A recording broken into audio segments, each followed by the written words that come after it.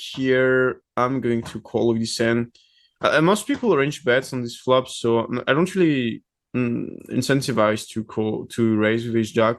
I actually prefer to call and let the air region in his range. I really hope the lag is going to be fine here because I don't really want to do the 2 hours video again. I'll probably am going to cut at the middle just to be sure I didn't lose 2 hours of my life. Ace jack here now. I think I just need 2 bets. I don't have too many bluff and perceive regions, so for me the best size is just really small. I think when I do 1 blind, so I value ends like pocket pair and queen X all the time, and he might raise some ace jack here, and he can also call the king eye region. So when he raises an ace, I can actually re-raise to make fold a split, and I don't need to raise a big sizing to do that. So I don't have to isolate myself against pocket eights. It will be there significantly. Sometimes I can jam depending on the raising sizing. If I guess he has no eights on a specific sizing, but I need to be really careful on this type of read because when my real not correct, then it's actually really bad. Good enough here facing 2 recreational players, going to open. Pocket 4 is the same here. We have a huge recreational player in the big blind. You need to adapt your pre-flop ranges to who is at the table. That's why, like, pocket 4s against full regulars, I'm not going to open it. But when there is a guy in the big blind, I'm always going to open. And facing such a small 3-bet, this hand is absolutely never fold. Queen 9 here, I'm going to bet small. I don't mind checking back. I think betting small is better against a crucial player here. Pocket 4 now, I think it's just a fold. The 3-bet range here is too oriented towards strong aces and aces, so like no way forces a call here. I need too many information to do this call.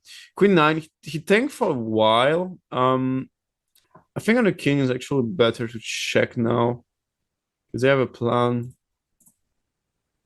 On the 4, I'm gonna bluff.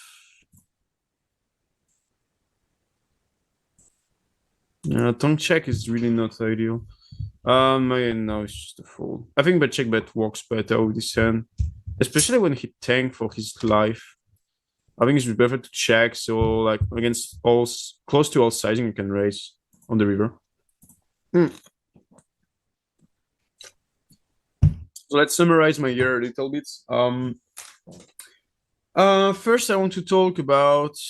I mean, we have the YouTube channel, we have the grind. You know what?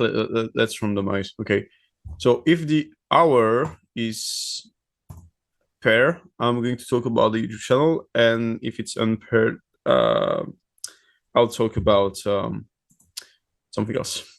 It's unpaired, so I'll talk about my grind.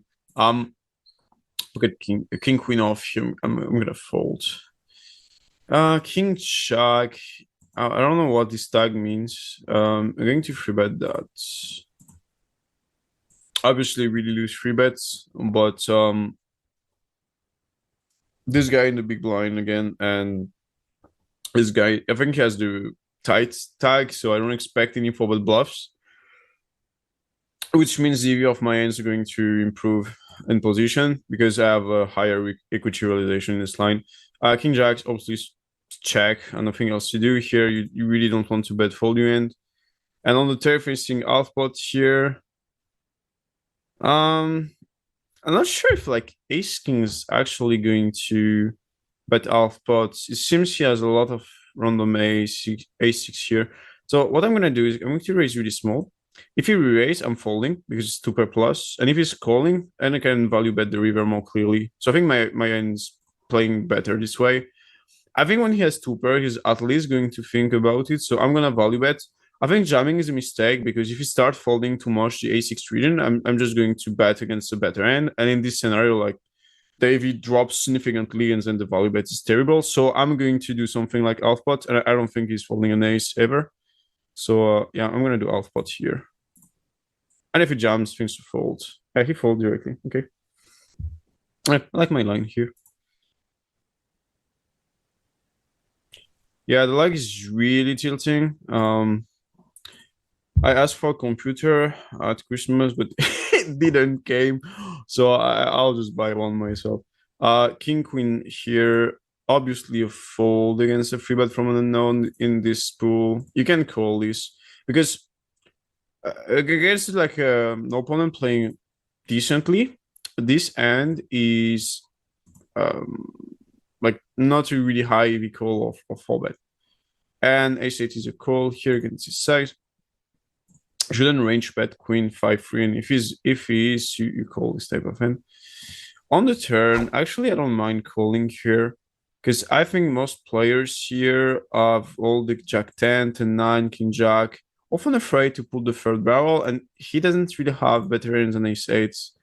He will only have ace 9, ace 10, so this is obviously like really easy to fold in theory, but I expect way too many hands play this way by the pool, and also I don't expect them to put the free barrel enough. So then if it happens, I have a really high equity utilization with my hand. So I'm going to go that showdown super often, and in these specific scenarios, and my call is actually printing money. And when he has a balanced range, the call is bad, but it's not that bad. Like it's just bad. It's just like you lose money, but it's not like tremendously bad.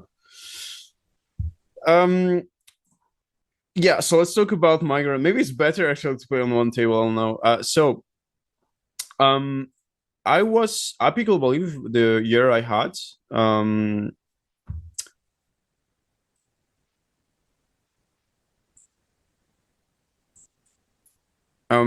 Yeah, just let me focus here. I'm gonna call with sixes. I was thinking about something else, not about folding sixes. That's cool. I checked super fast here. It's probably a mistake. I think lead is better. Because if I lead 2 blinds, he's calling everything and he's raising the overpairs, but he's going to raise them a bigger sizings than the sizings I do when I check. So it's actually easier to go broke. Especially because only with 2 or 3, I don't really represent a good end. So actually 3 is better.